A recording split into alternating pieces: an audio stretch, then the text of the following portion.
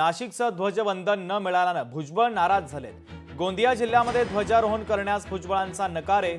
मंत्री मंगलप्रभात लोढा गोंदियाचं ध्वजारोहण करणार आहे। शासनाकडून आता नव्यानं एक परिपत्रक जारी करण्यात आलेलं आहे। त्यात या संदर्भातले काही बदलही करण्यात आले।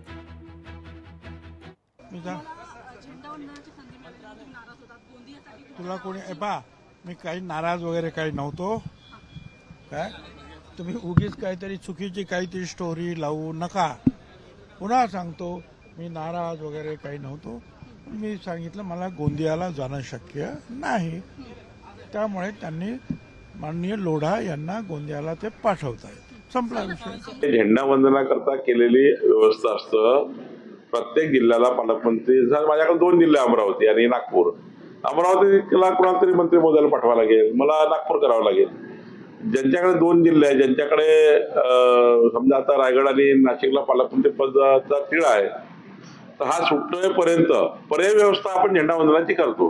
माननीय मुख्यमंत्री महोदयांनी मंत्र्यांना ज्या ज्या जिल्ह्यात पाठवायचं असतं त्या जिल्ह्यात जावंच लागतं। मुख्यमंत्र्यांचे विशेष अधिकार असतात, त्यामुळं अशा विषयात नाराजी व्यक्त करायची गरज नसतं। माननीय भुजबळ साहेबांनी त्यांना काही मुख्यमंत्र्यांशी बोलतील जे बोलत असते, पण जेव्हा आपण राज्य म्हणून काम करतो तर मी सिंधुदुर्गमध्ये जावंच लागेल।